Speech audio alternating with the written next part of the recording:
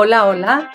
Pues aquí estamos grabando nuevamente un podcast para Tribus 50 y más. Aquí estamos en el espacio, en el estudio de agencia. Gracias, Rodrigo García, por recibirnos.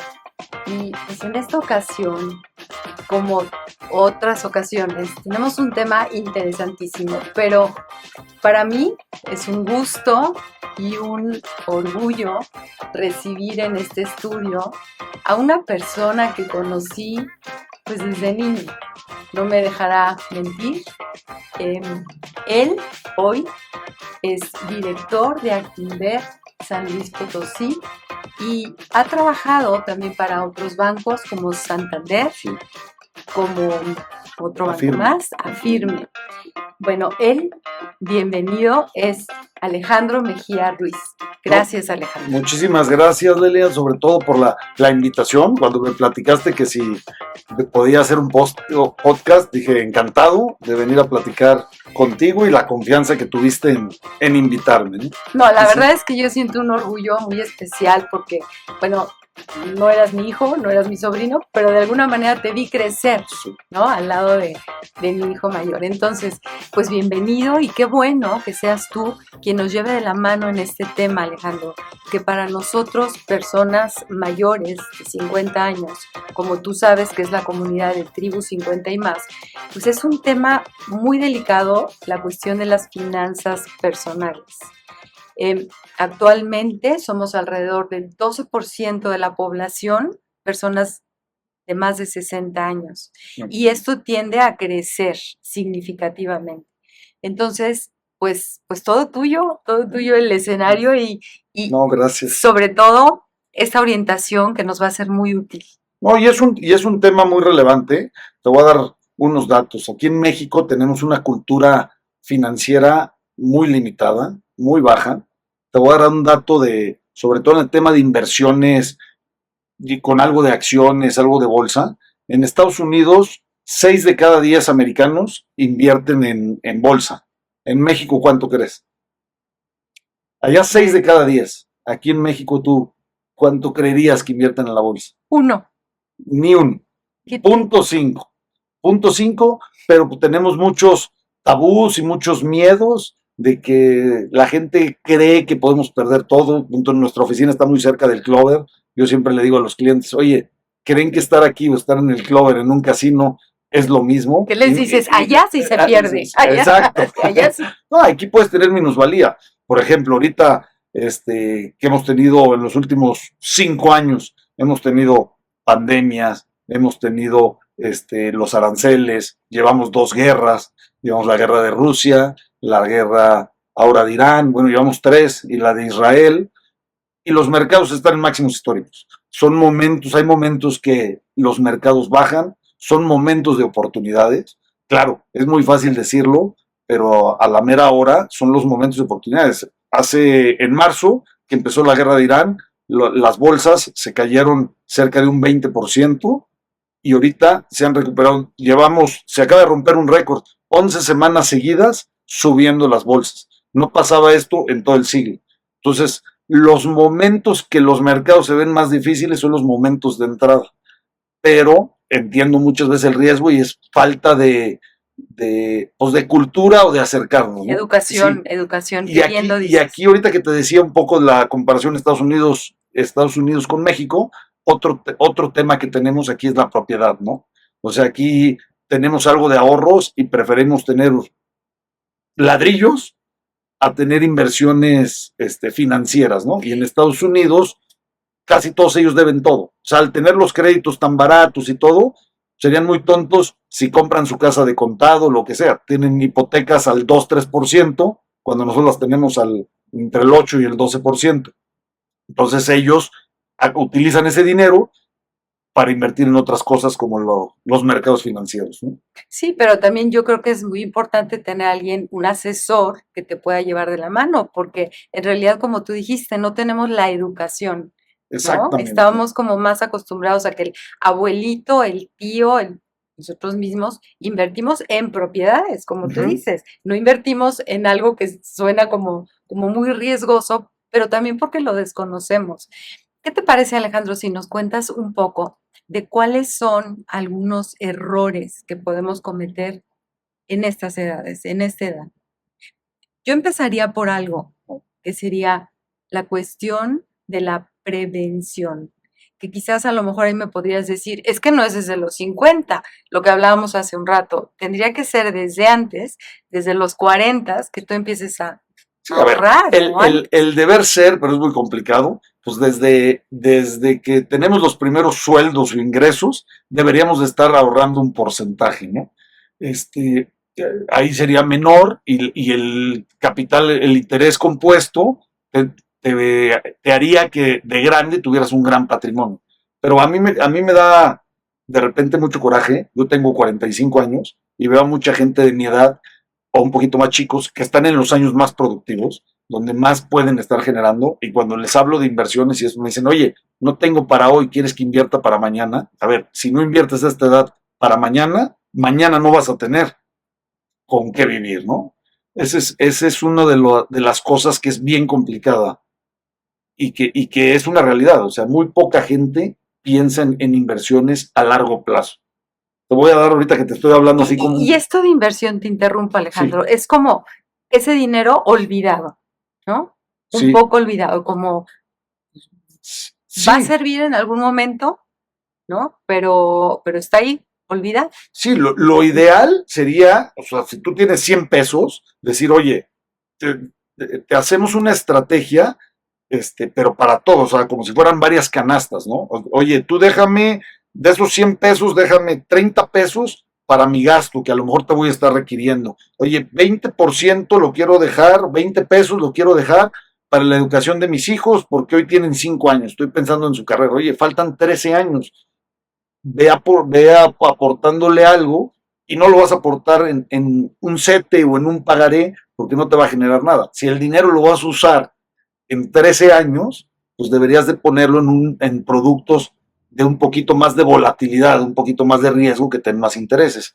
Pero eso es la parte que nosotros trabajamos con los clientes, ¿no? Claro. Es difícil, o sea, es difícil porque luego te agarran los conceptos, pero los tabús que tenemos, pues a veces pesan más, ¿no? Ahorita lo que me llevas a pensar es que ese sería, digamos, una planeación para una persona más joven, pero ya, un jubilado, ¿qué le recomiendas tú a un jubilado? A una persona que recibe, tú decías, pues ya no tanto es ahorrar, sino a lo mejor tener una inversión como Sí, pues a ver, resguardo. lo primero que todo el mundo tiene que hacer es su presupuesto. La verdad, todos tenemos que saber exactamente ¿Cuánto recibes? cuánto recibo y en qué me ¿Cuánto estoy requiero gastando. gastar? Sí, Requiero también, ¿no? Porque muchas veces es cuánto recibo y cuánto me gasto, pero de eso que me gasto, a veces no necesito gastar todo eso, sí, ¿no? lo puedes identificar. Hay aplicaciones hoy en día, Excel, como lo puedes llevar a libreta, como tú te sientas más cómodo, pero sí lo que yo recomiendo es 3 meses, registren todo lo que gastan y luego los van a detectar. Hay unos gastos que son básicos, que esos no te los vas a quitar, no te vas a quitar la Todo te renta, refieres hasta un todo, cafecito, todo, un todo, todo, cafecito. todo. Ajá. Te voy a decir, yo hice un ejercicio así y de repente me di cuenta que me gastaba más de 15,000 pesos al mes entre Uber Eats y restaurantes. Dices, oye, no puedo cocinar en mi casa, pero cuando tú no lo registras, no te das No cuenta. haces conciencia. Exacto, no haces conciencia. Después te vas dando cuenta. Entonces, lo que yo te recomendaría, hay aplicaciones que está muy sencillo, donde lo registras o te digo, en tu celular, en una nota y luego en la noche lo vacías. Pero lo que yo te recomendaría es que lo primero que tienes que detectar es tu presupuesto, ¿no? El ingreso es más fácil, sabes cuánto te ingresa normalmente, pero detectar los gastos, ¿no? Eso sería el paso número uno. Uno. Sí. Paso número 2. Ya detecté y ¿qué crees? Que me sobra dinero. O sea, tengo dinero como de reserva, tengo dinero. Alguna vez escuché que deberíamos de calcular alrededor del 15% o Sí, 10% para ahorro, es lo ideal. ¿sí? Sí. Eh, entonces, ya tengo mi estudio o mi análisis de mis finanzas Ok. y detecto que me sobra dinero. Tengo más de 60 años. ¿Qué hago? Lo primero es hacer un fondo de emergencia. Un fondo de emergencia que lo tengas muy a la mano. ¿Cuánto es el fondo de emergencia? Ahorita lo estábamos platicando. El fondo de emergencia no te puedo decir una cantidad. Variable. Porque eso depende de tu nivel de gasto que tú ya detectaste. Porque si tú me dices, oye, pues un fondo de emergencia, ¿qué te parecen 100,000 pesos? Pues no sé. Si tú cuando hiciste tu presupuesto te estás gastando 150,000 al mes, pues es muy poco. Si tú me dices, oye, yo me gasto 30,000 al mes, está bien. Entonces, el fondo de emergencia es algo básico y depende de varias cosas, ¿no? O sea, la cantidad va más en meses de lo que tú gastas. Es decir, si tú te gastas 70,000 pesos, lo ideal es que tengas de 3 a 6 meses. ¿Y de qué depende de si 3 a 6 meses? Si eres la única fuente de ingreso de la casa, lo recomendable es que sea mínimo 6 meses. Si tú y tu pareja, los dos tienen ingresos, pues puede ser menor, ¿no? Pero lo recomendable es 6 meses. Entonces, lo primero es hacer un presupuesto. Fondo de ingreso. Fondo de emergencia. ¿Ese fondo de emergencia entraría a una inversión? Sí, pero una inversión muy cercana, sí, con disponibilidad diaria. Bien. O sea, ni siquiera agarrarla a plazos, ya sea pagarés o eso del banco, no, porque a lo mejor lo cierras a 28 días y lo vas a necesitar. Eso es tenerlo en un fondo que desde tu misma aplicación del banco o que con tu asesor, pero que tengas liquidez diaria 24 horas. Que el rendimiento que te debe pagar es muy cercano al CETE. El CETE es la tasa de referencia en México en el tema de inversiones, que ahorita anda alrededor del 6%. Pero ahí lo que no estás buscando tanto rendimiento. Ahí lo que debes de estar buscando más es seguridad, ¿no? Claro. El tener para cualquier tipo de emergencia. Contingencia. Sí. Y bueno, ese es en el caso de que hice mi análisis y me sobra dinero. Pero ¿qué crees? Hice mi análisis y no me alcanza. No solo no me sobra, no me alcanza. O sea, estoy gastando más de lo que estoy recibiendo. Y estoy pues haciéndolo mal porque me estoy endeudando. Entonces, yo diría, bueno, yo pienso, pero tú eres el experto, un error sería endeudarse. O sea, evitemos endeudarnos, porque entre más grandes somos, pues es mucho más difícil la recuperación. Y todavía, pues te cuento de casos que hay de personas que se endeudan para ayudar a los hijos. Sí, y entonces mucho peor, ¿no? Sí, a ver, porque la deuda tienes que detectar en lo mismo y tendrás que hacer ajustes, porque a lo mejor en tus años más productivos ya pasaron o ya estás jubilado y cuando tenías un sueldo y ganabas, voy a inventar, 40,000 pesos al mes y hoy nomás estás recibiendo un ingreso, ya sea por tu pensión o por algo extra que tengas, pues estás recibiendo 25,000 pesos, te tienes que adaptar, hay de dos formas, o recortas en algo, te cambias de casas y rentas a una más barata, o la vendes la que tienes si es propia y te compras una más chica, o ajustas tus gastos o buscas otra fuente de ingresos. Claro. Pero no puedes vivir en un desfase constante que sea más tu gasto, tu pasivo que tu activo, pues no puede ser. Y ahora que dices en esa generación de ingresos, generación de nuevos recursos, las personas mayores cuando ya están jubiladas, pues pueden recurrir a diferentes cosas. Por ejemplo, dar clases de algo, dar mentorías, ¿no? Si son expertos en algún tema, crear cuestiones con las manos, pues, inclusive hasta cuidar a otras personas. Pero también hay quienes piensan en emprender. Y es un riesgo, ¿no? Es un riesgo grande como emprender con un dinero que lo tienes como muy cuidado, como muy limitado y que dices, híjole, me puedo quedar hasta sin casa, porque a lo mejor quiero emprender a esta edad, pido un crédito sobre mi casa y a lo mejor mi casa sale bailando, ¿no? Sí. Si el tal negocio. Entonces, ¿qué tanto recomiendas tú que se metan las personas a nuestra edad? Híjole, a esos emprendedurismos. Lo veo complicado. A ver, el tema del emprendedurismo y eso, 2 de cada 3 pymes o negocios nuevos fracasan. Pero si fracasa un joven, pues tiene toda la vida por delante como para para volver a levantarse y todo el tema. Volver. Ya si tienes 60, 65 años y te gastas tus ahorros de toda tu vida en tu emprendedurismo que no funciona, pues, a ver, algo que pasa, es muy común en México.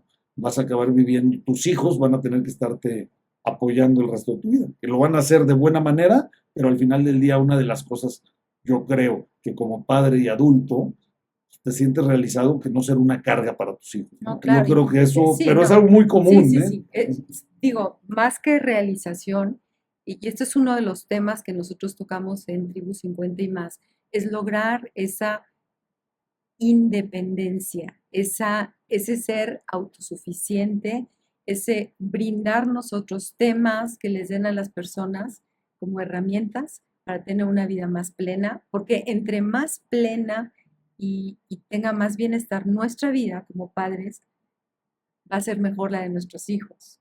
Vamos a hacer menos carga para ellos. Exacto. No, y a lo mejor carga se oye muy feo, pero a ver, no es que los vayas a tener que invitar, vas a un restaurante y les pagues todas las cuentas, no, ahí lo puedes dividir, pero sí que tengas para tus gastos médicos, que tengas para tus cosas, ¿no? O sea, no que tus hijos se tengan que poner de acuerdo para mantenerte, pues, eso está bien, a ver, lo van a hacer de buena gana, pero pues, a lo mejor tú no te vas a sentir tan, o sea, No, te digo, pero no solamente por lo que tú sientas, yo creo que es conciencia también, generar conciencia de en qué medida yo, adulto mayor, puedo aportar para que esté, pues sea más autosuficiente, ¿no? Y sea más independiente.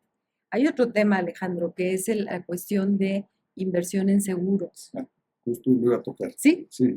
Cuéntanos. A ver, una cosa que veo que es muy común, gastos médicos, creo que todo mundo lo debe tener, y cuando alguien se atora, se empieza a atorar, de las primeras cosas que deja de pagar es el seguro de gastos médicos. Y yo creo que debería ser al revés, deja de salir a restaurantes o deja de hacer otras cosas, pero el gasto médico lo tienes que tener, porque entre más creces, más probabilidades hay de que vayas al hospital. Entonces, a ver, seguro de gastos médicos, todos lo tenemos que tener. Una solución es cada vez poner un deducible más alto. O sea, si tienes un deducible bajo, tu prima anual va a ser mayor. Mientras tú pongas un deducible más alto, tu prima anual bajará. Es decir, por ponerte un ejemplo, ¿no? A lo mejor tú pones un deducible de 30,000 pesos para que las enfermedades, me cubra de enfermedades de 30,000 pesos en adelante, pero mi prima anual son 50,000 pesos. Pero si yo lo subo a partir de 100,000 pesos, pues a lo mejor ya no tengo que pagar los 30,000 pesos, los 50,000 anuales, a lo mejor tengo que pagar 25,000 anuales. Entonces ahí puedes jugar siempre y cuando teniendo lo que vas a dejar de, o sea, si me va a costar ya si me va a costar 50,000 pesos el accidente o el seguro, la prima, pues la tengo que tener, ¿no? Oye, que El también los deducible. seguros, sí, el deducible, bueno, deducible y coaseguro Exacto. y el otro coaseguro y yo ya lo viví esto y es Y el año pasado terrible. subieron el 20%. Este Muchísimo. año a todo el mundo nos subió los seguros entre un 15 y un 20%. Sí, muchísimo. Porque ahí el SAT hizo un movimiento, las aseguradoras deducían parte de las primas, les quitó esa deducción a las aseguradoras y las aseguradoras se lo repercutieron a los clientes. Claro. Entonces todas las pólizas subieron. Y que te digo, es otro tema este tema de los seguros, porque también a veces no leemos esas letras chiquitas y entonces cuando tú compras un seguro y te dicen, bueno, pero vas a estar cubierto de todo a partir de, tu deducible es del 30 y a partir de ahí a todo lo demás, tú pagas 30, todo lo demás lo paga el seguro. Cuando llegas al hospital y te dicen, sí, pero ¿qué crees?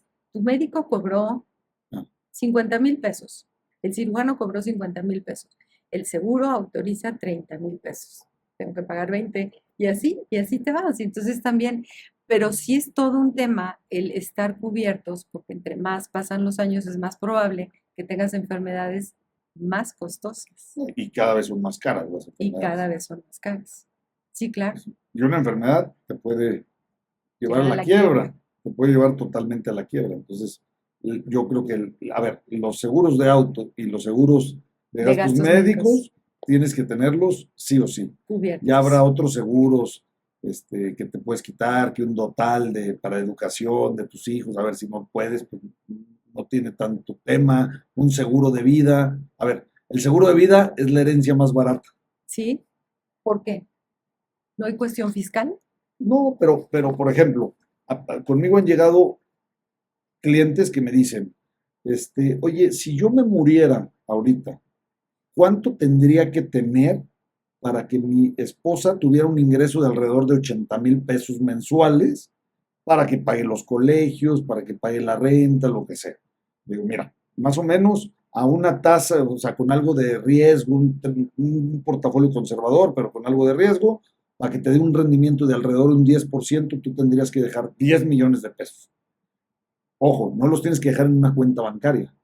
Tú ese patrimonio lo puedes dejar de tres formas. Lo puedes dejar en una cuenta bancaria, lo puedes dejar con propiedades que ya generen algo de flujo o con seguros de vida.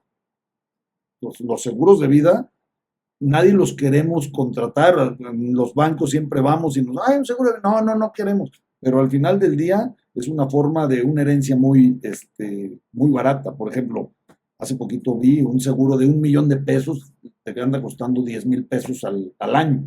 Sí. 10,000 pesos al año son menos de 1,000 pesos mensuales. Es una comida que vamos a un restaurante nos gastamos más. Entonces, pero dejas una herencia de 1 millón de pesos, ¿no? Entonces, ese es el seguro, pero ese sí podrías prescindir. Si no tengo hoy tanto flujo y todo, pues un seguro de vida sí podría prescindir. Pero gastos médicos y de los coches, esos son indispensables. ¿Qué riesgos ves tú a los que se puede enfrentar un adulto mayor en cuanto a estafas? O sea, ¿qué precauciones debemos de tomar? Porque hoy en día las estafas están, Sí. pero de modísima, ¿no? Entonces, muchas veces te llegan, y sobre todo si no sabemos mucho de tecnología y todo esto, y respondes algo que no debiste haber respondido, y ya te llegan. Sí, pues va a ver. Telefónicamente no le debes dar información a nadie que te hable. Si tú hablas al 01800 de tu banco, pues ahí ya sabes que estás hablando con los del banco, pero que el banco te hable y te diga, oye, detectamos un movimiento en tu tarjeta, ¿lo reconoces? Lo que yo te recomiendo en esos casos, cuelga y tú marca al banco. Eso me ha pasado 2, 3 veces. Cuando hablo al banco me dice, no hay ningún movimiento. Entonces, no asustarte, no panicarte, no darle información cuando te hablan. Si tú hablas, pues es diferente. Entonces, mi recomendación es, si estás recibiendo llamadas de ese tipo, cuelga y tú haz la llamada a tu banco. En internet, pues hay muchas mentiras. Más de la mitad de la información es falsa.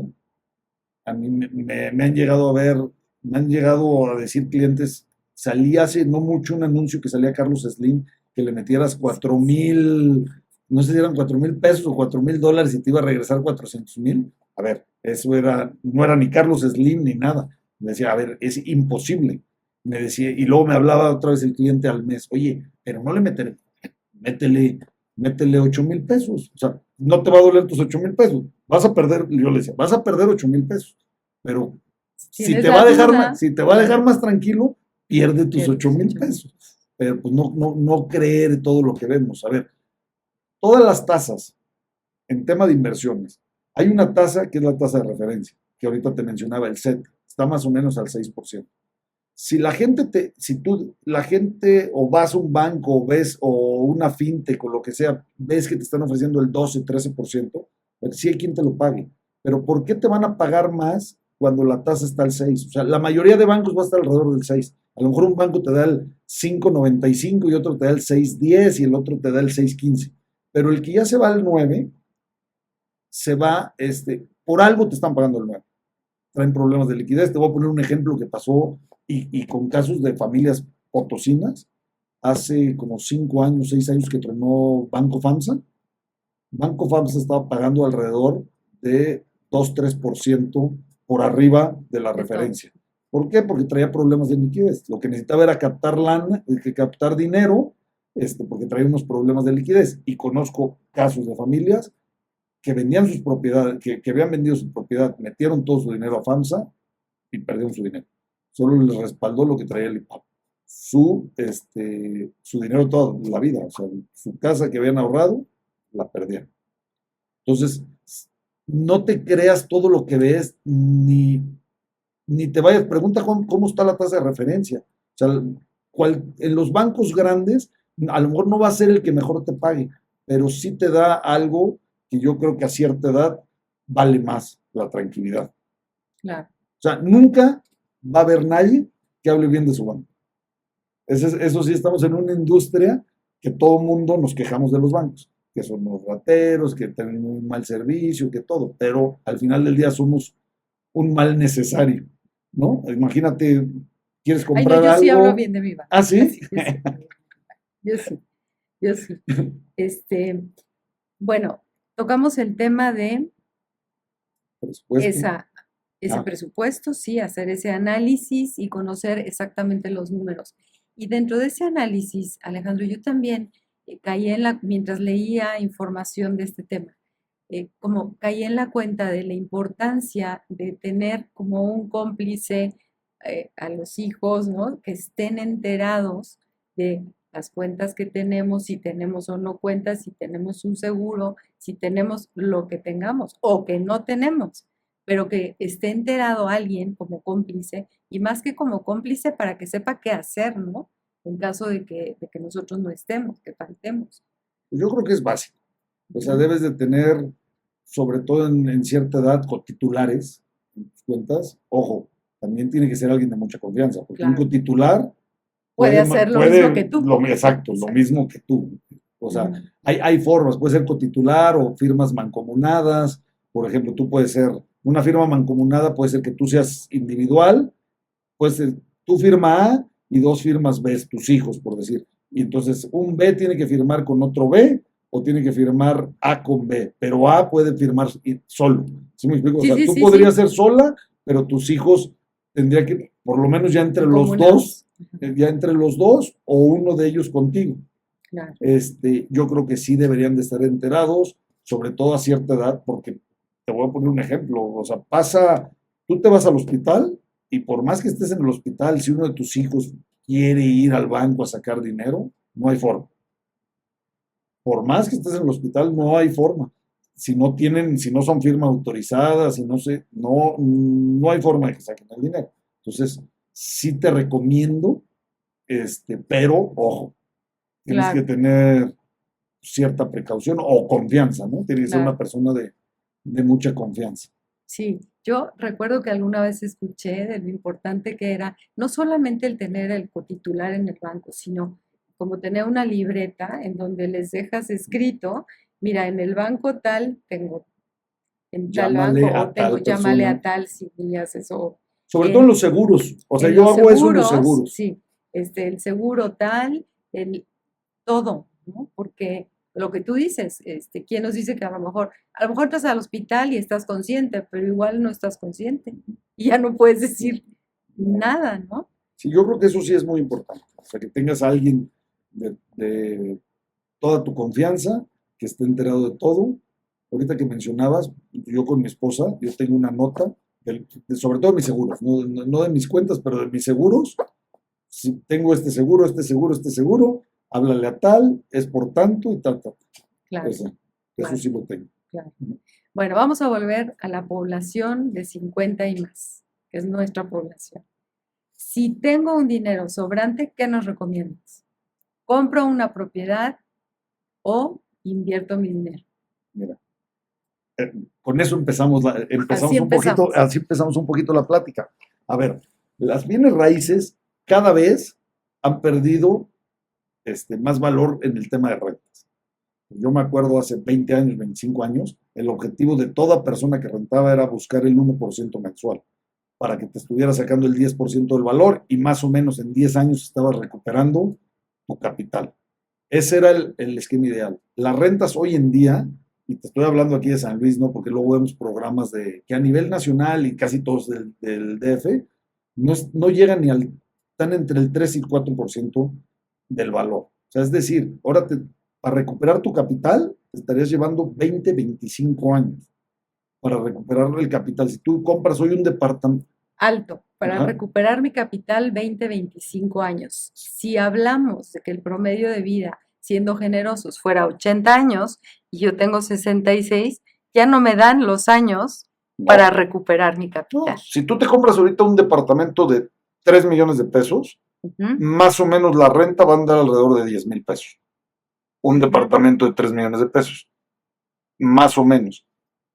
Antes, esa renta debería de andar con los parámetros de hace 20 años del uno mensual, tú deberías de haberlos tratado de rentar entre 25 y 30 mil pesos. Hoy lo vas a rentar en 10. Tú con esos 3 millones en puros setes, al 6% te va a pagar más de lo que te va a pagar la renta. Ojo, ya sé dónde me van a decir la plusvalía. Pues la plusvalía es un poquito relativa. O sea, no es cierto que la plusvalía de los inmuebles siempre sube. Ya de repente hay departamentos que se hacen viejos, hay una sobre oferta, venderlo tampoco es tan sencillo. A ver, lo acabo de leer hace poquito, lo vi en un programa que dice, el negocio del inmueble, así como yo el financiero, el inmueble, ¿quién te lo promueve? Los bancos, que el mejor negocio del banco es el crédito hipotecario. Es el mejor producto que existe para un banco. Imagínate, yo te coloco una hipoteca a 20 años, voy a tener un cliente que cada mes me va a ir a depositar durante 20 años. Es el producto ancla de los bancos. Por eso los bancos promocionan tanto las hipotecas. ¿Y quién es el otro promotor? Es el vendedor de bien, Inmobiliario. el vendedor inmobiliario, que se va a ganar su comisión de 3-4%, se va a ganar. Son los dos principales promotores. No es cierto. Una inversión te puede generar mucho más rendimiento, mucho más fácil de administrar, porque muchas veces es un negocio secundario. Tú tienes tu actividad todavía principal o primaria y tú nomás traes tus inversiones o tienes tus rentas, pero siempre y cuando, por ejemplo, yo donde entré a vivir, 6 meses antes se había salido el inquilino anterior. Se echaron 6 meses sin que la casa se rentara. Eso financieramente te acaba, te acaba. Y luego a ver, la semana pasada se me descompuso la bomba, le hablé al dueño de la casa, oye, me cambias la bomba, 8,000 pesos de la bomba.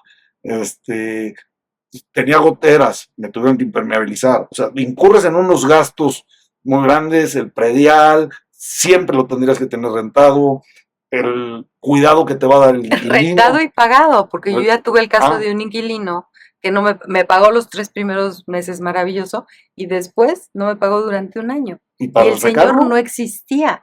O sea, su su INE INE era era falso. falso, el señor no existía. Pero bueno, esos son los riesgos justamente de apostarle al bien inmueble. Sí, y como te comentaba antes de la entrevista, en lo financiero uno de los riesgos es que lo tenemos tan líquido que le vamos mordiendo. O sea, si yo me comprara mi departamento de 3 millones de pesos, si se me acaba el flujo de la renta y eso, bueno, me esperaré a la siguiente renta o lo que sea. Si me explico, o veo qué hago o ya me quedo en mi casa. El problema de cuando tienes los 3 millones y los tienes en el banco, empiezas a hablarle a tu ejecutivo, oye, dame 50,000 pesos y el siguiente mes dame 30,000 y cuando pasa el año ya le sacaste 400,000 pesos y no te diste cuenta y ya no tienes tus 3 millones de capital, ya tienes 2,600,000. Lo ves tan fácil sacarlo que lo hacemos, ¿no? Y lo que es bien importante en el tema de inversiones, que creo que es un parámetro con una propiedad, tú cuando compras una casa, tu horizonte de inversión, no vas a comprar un departamento o una casa para venderla en 3 meses, ni en un No, año. Normalmente compras una casa o un terreno, o lo que compres en bienes raíces, tu horizonte es de largo plazo. O sea, si no vas a construir un terreno para construir una casa, para vender la casa, ese es otro negocio, ¿no? Porque ahí tu negocio es inmobiliario y tú vas más a la utilidad de la propiedad que vas a vender. Pero si tú compras algo ya terminado para que tu fin sea vivir de las rentas, no vas a estar cambiando la propiedad cada 2 años ni cada 3 años, porque no vas a pagar impuestos, no vas a pagar. exacto. Sí. Cuando tú compras una propiedad, vas por un plazo mínimo de 10 años. Entonces, es lo que les pedimos también a los clientes, que tengan paciencia. Es bien importante el horizonte de inversión. Los clientes aquí en México, el horizonte de inversión es el siguiente estado de cuenta. O sea, cuando te dicen, oye, vamos a invertir, vamos a meterle al Standard & Poor's 500. Oye, pero este dinero lo vas a usar, no, es para mis hijos dentro de 10 años. ¿Estás seguro? Vamos a meterle algo al Standard & Poor's 500. Pasa un estado de cuenta, pasan dos, si va a 5,000 pesos abajo, no, ¿sabes qué? Véndeme todo. No, no, no, no quiero. Lo vas a usar en 120 meses. ¿Por qué te pones nervioso en 2 meses? Y luego vienen las subidas. ¿Y qué pasa? Por ejemplo, ahorita que las bolsas están en máximos, es que la gente, la psicología, en el tema de inversiones, lo hacemos normalmente al revés. Mucho de nuestro trabajo es más ser psicólogos que asesores. O sea, bueno, se puede relacionar, pero somos más psicólogos porque en los momentos que ahorita ven en las noticias o en el radio, lo que sea, oye, la bolsa en máximos históricos, por ejemplo, ahorita que salió SpaceX, que todo, ahorita es una noticia que en todos lados saben de lo de los cohetes de Elon Musk, que salió antier a la bolsa, todo el mundo quiere comprar, la empresa tiene pérdidas, es una empresa en pérdidas, pero tenemos tanta información que la gente quiere entrar cuando oye que la bolsa está en máximos y no son los momentos de entrada. Los momentos de entrada son la guerra, cuando las bolsas están a la baja o hoy que estén máximos, cuando me dicen, oye, es momento de entrar, le digo, depende. Si vas a 10 años, entra.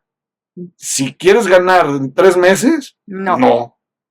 Entonces, es bien importante y eso es de las cosas que nosotros trabajamos con los clientes en ayudarles, porque la mayoría de gente no sabe ni qué quiere con su dinero. O sea, no sabe qué quiere. Entonces, una de las primeras preguntas que les hacemos, oye, ¿qué objetivo quieres con tu dinero? ¿Qué horizonte de inversión tienes? Como tener claro cuál es tu horizonte de inversión para ver a qué le vas a meter. Bueno, es en el caso de que tengas dinero para invertir. Pero ¿qué pasa, Alejandro? ¿Qué le recomendarías tú a una persona que tiene su casa, pero ¿qué crees? Capital ya tiene muy poco, no tiene prácticamente. ¿Qué le recomendarías? Mira, una de las recomendaciones yo creo que es difícil, también depende el momento, ¿no? No es lo mismo de 55 o de 70, pero si ya estás más pegado a la parte de los 70, yo creo que el activo siempre lo queremos, le vamos a tener mucho apego, tuvimos muchas historias en esa casa, pero al final del día es un activo, ¿no? Yo en casos de esos, hay veces que hay que venderlo, aunque tengamos viviendo ahí 40 años, y ya no comprar otra propiedad. Invertir ese dinero y vivir de él. Que sería una opción, venderlo, ¿no? Sí. Y conviertes en ese momento sería como un pasivo que conviertes en activo cuando lo vendes y que, a ver, la casa, hay muchos libros y muchas teorías. Todo el mundo creemos que la casa es un activo, pero en realidad es un pasivo. Sí. Es un Nos pasivo. cuesta. Entonces, una sería venderla, otra sería rentarla. Sí, pero al final del día tú te tendrías que ir a otro lado y a lo mejor la vas a rentar en 15 y tú vas a rentar en 10. Entonces te va a quedar muy poquito flujo. Claro. O sea, a menos de que sea una propiedad, o sea, que sí tengas un buen margen de diferencia entre una renta y la otra, ¿no? Y en el caso de que sí cobres la renta. Y que sí cobres la renta. ¿Qué hay de la hipoteca? En dado caso a ver, la hipoteca es carísima. Si alguien si alguien saca una hipoteca y se va al plazo, o sea, si la sacas a 20 años y la pagas en 20 años, estás pagando 2 veces la casa. O sea, la recomendación es, sí necesitamos una hipoteca porque también tener todo el capital está complicado, pero siempre ir a prepagos. Siempre hacer prepagos y no tienen que ser prepagos grandes. O sea, si tu mensualidad es de 20, pues le puedes estar prepagando 10,000, 15,000 pesos más y eso te va a hacer la bola de nieve. Pero sí te harías como la idea de esa casa igual ya se va a perder. Sí, ¿no? Estamos hablando de personas de que tú le hipotecas. No. Yo tengo una casa, pero ya no tengo liquidez como para seguir viviendo. Si mi opción fuera la hipoteca o de plano, tache a la hipoteca. Es que fíjate, la hipoteca es bien complicada que te la den. Yo estuve mucho tiempo en la parte de banca empresarial, o sea, ya en el caso que no tienes un flujo, porque pasa mucho. El banco lo primero que quiere Es una garantía. No, ese es el último recurso. Lo primero que quieres es una fuente de pago. Que tú le demuestres si tienes un trabajo, si traes un flujo, si tienes algo. No te la van a dar. Si tú, o sea, lo último que quiere el banco es ser una inmobiliaria.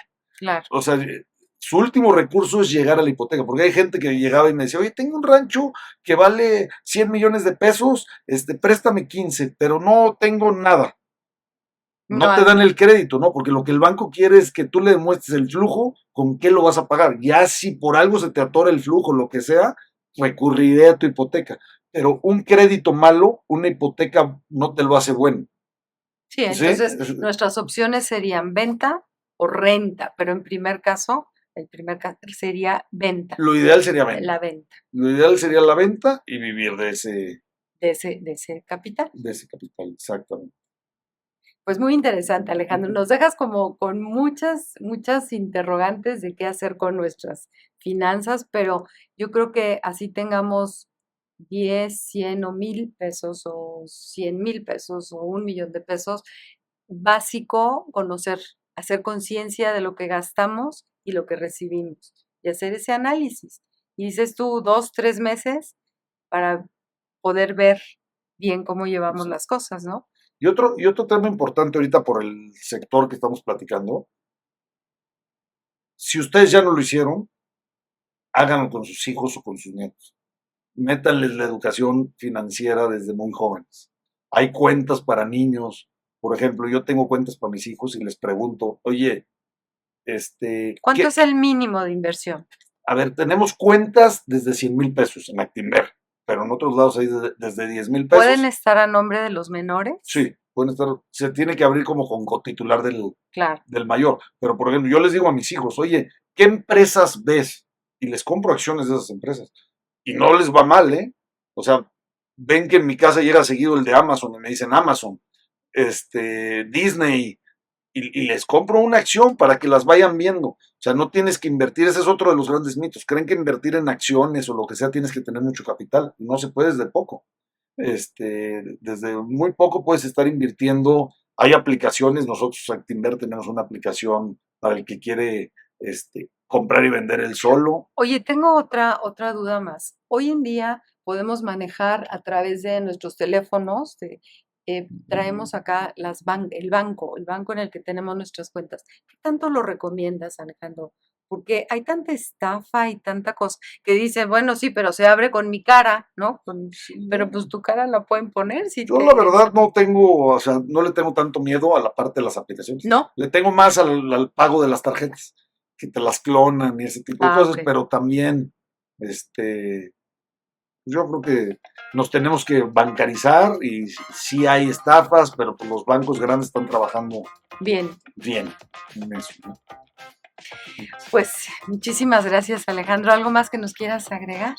No, si les puedo servir de algo, yo estoy ahí en Actinver, no sé si conocen, estamos antes de Parque, ahí en el Boulevard Antonio Rocha Cordero. De todas maneras, ¿Tu teléfono, por favor? Les dejo el teléfono de la oficina, que es 444-210-0205, y mi mail, por si lo necesitan, es aleamejiar@actinver.com.mx. Ay, muchas gracias. No, muchas gracias por la invitación. No, gracias a ti por toda la orientación. Si necesitan más adelante, estoy encantado. Ay, muchas gracias. Aquí estamos. Y pues nos despedimos nosotros. Recuerden, tenemos reunión 20 de agosto, 7 de la noche, Casa Rotaria. Regístrense con tiempo porque se acaban los lugares y va a estar muy interesante. Vamos a tener una plática con un especialista en psicánica y les dejo el interrogante para que investiguen. Paulette Boissel y pues los esperamos. Somos Tribu 50 y más. Gracias, agencia. Gracias, Alejandro. Y nos vemos para el próximo podcast.